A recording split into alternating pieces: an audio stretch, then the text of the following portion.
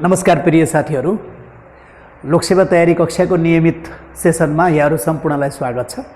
हामी आजको विषयवस्तु खरिदार पदको पहिलो चरणको खुल्ला प्रतियोगितात्मक परीक्षा सम्बन्धी सामान्य ज्ञान खण्डमा छौं र सामान्य ज्ञानको पहिलो पाठको पहिलो युनिटमा सौर्यमण्डल तथा पृथ्वी सम्बन्धी जानकारी भन्ने विषयवस्तु छ र आज हामी सौर्यमण्डल तथा पृथ्वी सम्बन्धी जानकारी जुन छ त्यसको सौर्यमण्डल सम्बन्धी जानकारीका विषयमा यहाँहरूलाई छलफल गराउने छौं। सौर्यमण्डल सम्बन्धी जानकारी, सौर्यमण्डल सम्बन्धी जानकारी। यस टपिक्समा सौर्यमण्डल, ब्रह्माण्ड, यसैगरी तारापुञ्ज, तारामण्डल लगायत अन्य विषयवस्तुमा हामी छलफल गर्नेछौँ र सौर्यमण्डल सम्बन्धी जानकारीमा सौर्यमण्डल भनेको के हो, ब्रह्माण्ड भन्नाले के बुझिन्छ र सौर्यमण्डल अन्तर्गत के पर्छन्, ब्रह्माण्ड अन्तर्गत के पर्छन् भन्ने विषयमा जानकारी गराउँदैछौँ। हामी ब्रह्माण्ड सम्बन्धी जानकारी, ब्रह्माण्ड भनेर हामीले लेखेका छौँ। ब्रह्माण्ड भन्नाले समग्र तारा, ग्रह, उपग्रह र नक्षत्रहरूको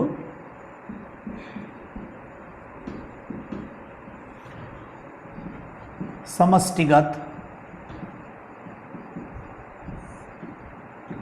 रूप ब्रह्माण्ड हो। ब्रह्माण्डभित्र तारा पर्छन्, ग्रह पर्छ, उपग्रह पर्छ र नक्षत्रहरू लगायतका विभिन्न आकाशीय पिण्डहरू र समग्रमा सौर्यमण्डल सम्बन्धी जुन ग्रह, उपग्रहहरू, शिशुग्रहहरू, धूमकेतुहरू, नक्षत्रहरू, उल्काहरू छन् ती सबै चाहिँ ब्रह्माण्डभित्र पर्दछन्। यो ब्रह्माण्ड सम्बन्धी अध्ययन गर्ने शास्त्र, ब्रह्माण्ड सम्बन्धी अध्ययन गर्ने शास्त्र कस्मोलोजी हो। COSMOLOGY। ब्रह्माण्ड सम्बन्धी अध्ययन गर्ने शास्त्रलाई कस्मोलोजी भनिन्छ। यो ब्रह्माण्डको उत्पत्ति सम्बन्धी प्रतिपादन 3वटा सिद्धान्तहरू गरिएका छन्। ब्रह्माण्डको उत्पत्ति सम्बन्धी 3वटा सिद्धान्त प्रतिपादन गरिएका छन्। यो ब्रह्माण्डको उत्पत्ति करिब 4.5 अर्ब वर्ष भएको पाइन्छ। 4.5 अर्ब वर्ष यानी कि 4.5 अर्ब वर्ष पहिले ब्रह्माण्डको उत्पत्ति भएको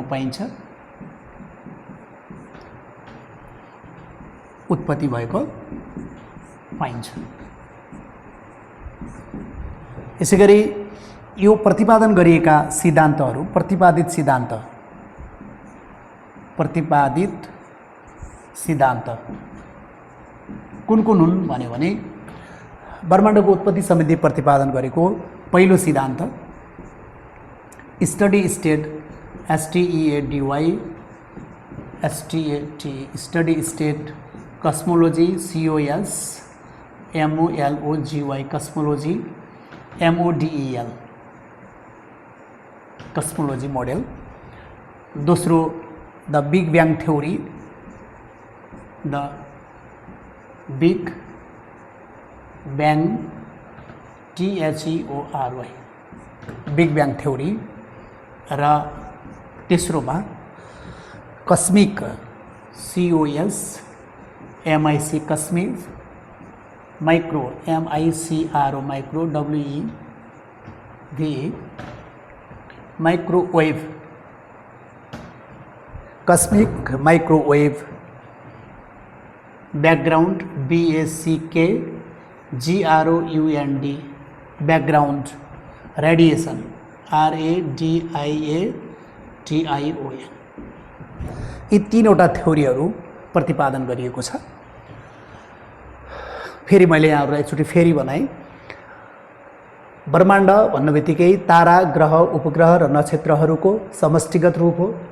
ब्रह्माण्ड सम्बन्धी अध्ययन गर्ने शास्त्रलाई कस्मोलोजी भनिन्छ र ब्रह्माण्डको उत्पत्ति सम्बन्धी तीनवटा सिद्धान्तहरू प्रतिपादन गरिएको छ र यो ब्रह्माण्डको उत्पत्ति करिब 4.5 अर्ब वर्ष यानि कि 4.5 अर्ब वर्ष पहिले भएको हो भन्ने भनाइ छ र प्रतिपादित गरिएका सिद्धान्तहरू study state cosmology model, the big bang theory र कस्मिक माइक्रोवेभ ब्याकग्राउन्ड रेडिएसन भनेर यी तीनवटा थ्योरीहरू प्रतिपादन गरिएका छन्। त्यो मध्येमा study state cosmology module theory, यो पहिलो थ्योरी जुन छ, पहिलो theory STEADY study state cosmology COSMOLOGY cosmology module MODEL module यो चाहिँ प्रतिपादन गरिएको हो। यो सन् 1928 मा प्रतिपादन गरे र यो थ्योरी प्रतिपादन गर्ने विद्वान सर जेम्स हुन्। सर जेम्स भनेर सम्झिनु होला। Study state cosmology model theory सन् 1928 मा सर जेम्सले प्रतिपादन गरेका हुन्। यसैगरी दोस्रो theory the big bang theory छ। The big bang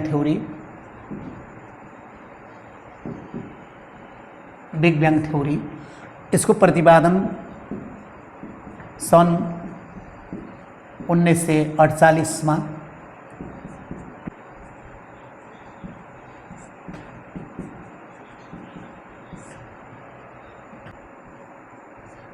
fresh Holi Thomas gold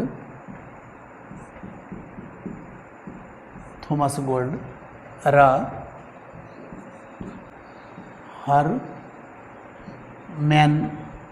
Hermon बोन्डी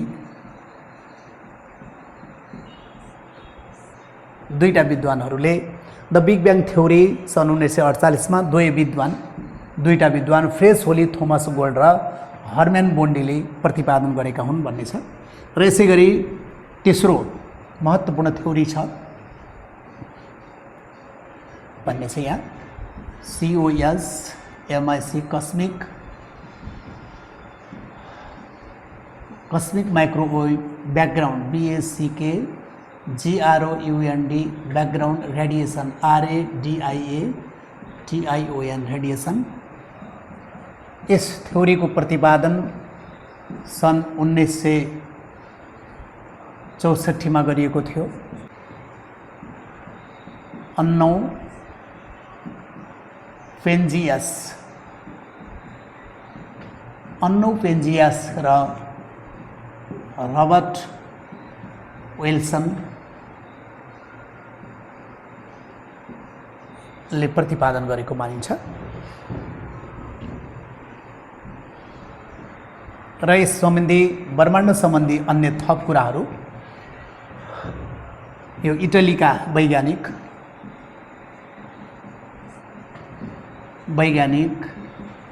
Galileo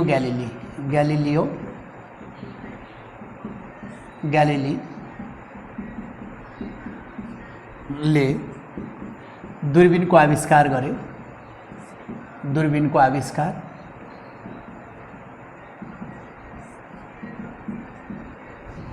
यसैगरी पृथ्वी र सूर्य बीचको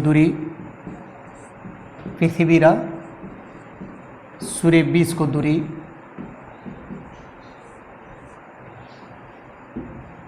लाई 1 AU भनिन्छ।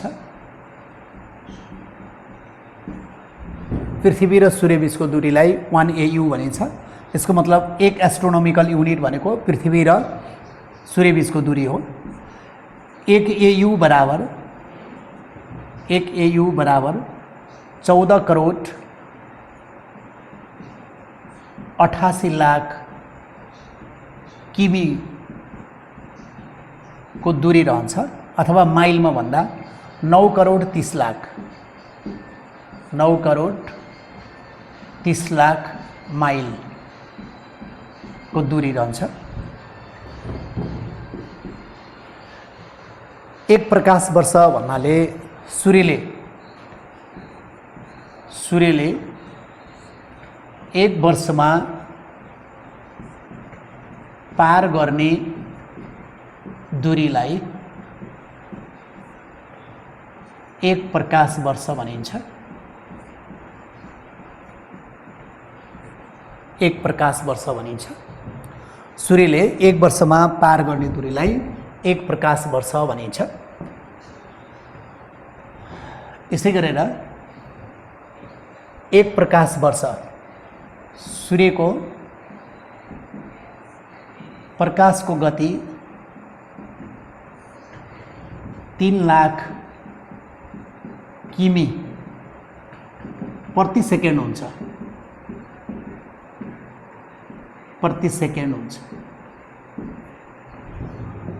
यसै गरेर हरेक 10 सेकेन्ड बराबर, हरेक 10 सेकेन्ड बराबर 1 नानो सेकेन्ड।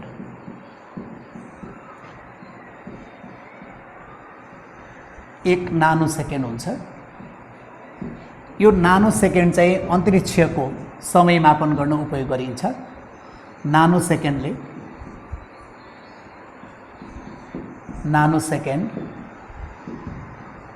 अन्तरिक्षको समय मापन गर्न उपयोग हुन्छ।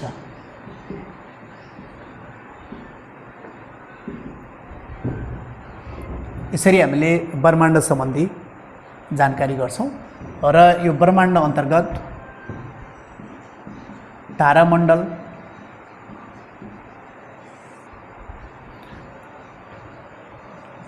तारापुञ्ज, यसै गरेर कालो छिद्र,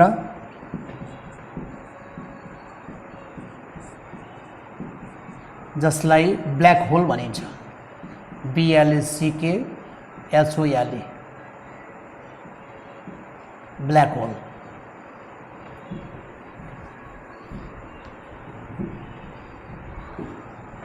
र आकाशगंगा,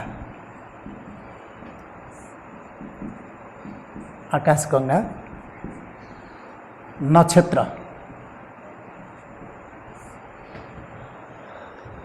तारामण्डल भन्न बित्तिकै हामीले ताराहरूको समूह भन्ने बुझिन्छ। ताराहरूको समूह, आकाशमा देखिने ताराहरूको समूहलाई तारामण्डल भनिन्छ। 88 वटा तारामण्डलहरू छन्। तारामण्डल कतिवटा छन् भन्यो भने 88 वटा तारामण्डल छन्। अथवा तारामण्डलको संख्या कति छ? 88 वटा छ भनेर सम्झिनु होला। यो तारापुञ्ज भन्न बित्तिकै लाखौं करोडौं ताराहरू, यो लाखौं करोडौं ताराहरूको निश्चित समूह चाहिँ तारापुञ्ज हो। यी तारापुञ्जहरू 3 प्रकारका हुन्छन्।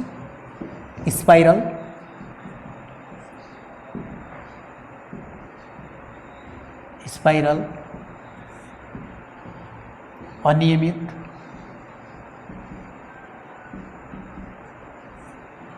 र अण्डाकार।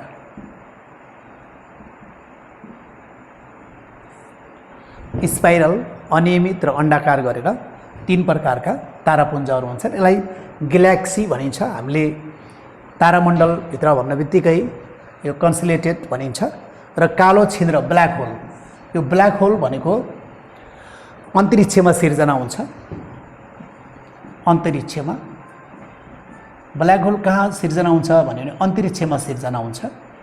यो कस्तो प्रकारको हुन्छ अन्तरिक्षमा ब्ल्याक होल भन्ने बित्तिकै ब्ल्याक होल अत्यन्तै बढी घनत्व असीमित भनौँ अझ असीमित घनत्व भएको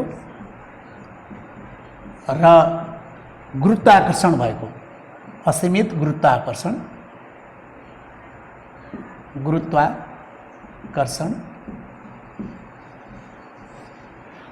असीमित घनत्व र गुरुत्वाकर्षणबाट यो सूर्यका किरणहरू छिर्न नपाएर अन्धकारमय प्वाल सिर्जना हुन्छ, जहाँ अन्धकारमय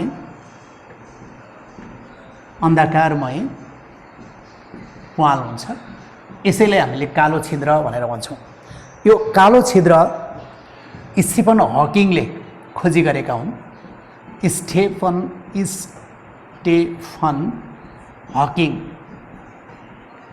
स्टेफन हकिङले चाहिँ खोजी गरे र यो कालो छिद्र ताराहरू बिस्तारै बिस्तारै अन्तिम आयुमा पुग्दा ब्ल्याक होलमा परिवर्तन हुन्छन्। आकाशगङ्गा भन्ने बित्तिकै लाखौँ करोडौँ ताराहरूको समूह तर कमानी आकार बनाएर एक ठाउँमा अवस्थित छन् भने लाखौँ करोडौँ ताराहरूको कमानी आकारको समूह, यो लाखौँ करोडौँ ताराहरूको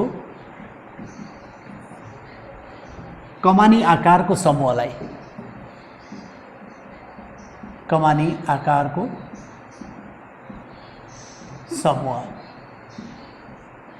यो चाहिँ आकाशगङ्गा हो।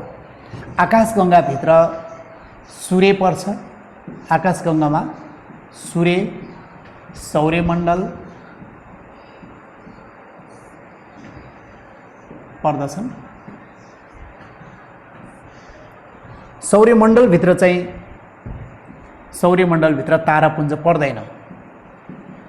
सौर्यमण्डलभित्र तारापुञ्ज पर्दैन।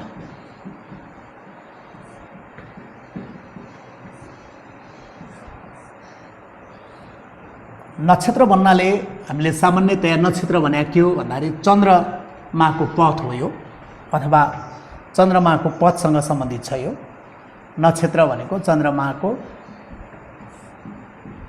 पथसँग सम्बन्धित छ। यो चन्द्रमाको पथसँग सम्बन्धित छ। सौर्यमण्डलभित्र तारापुञ्ज पर्दैन। सौर्यमण्डलभित्र पर्दछ। यो सूर्य र सौर्यमण्डल लाखौँ करोडौँ ताराहरूको कमानी आकारको समूह जुन छ यो आकाशगङ्गा। यो आकाशगङ्गाभित्र सूर्य, सौर्यमण्डल पर्दछन्। सौर्यमण्डलभित्र तारापुञ्ज पर्दैन। चन्द्रमाको पथसँग सम्बन्धित चाहिँ नक्षत्र छ। नक्षत्र 27 वटा छन्। 27 वटा नक्षत्र छन् भने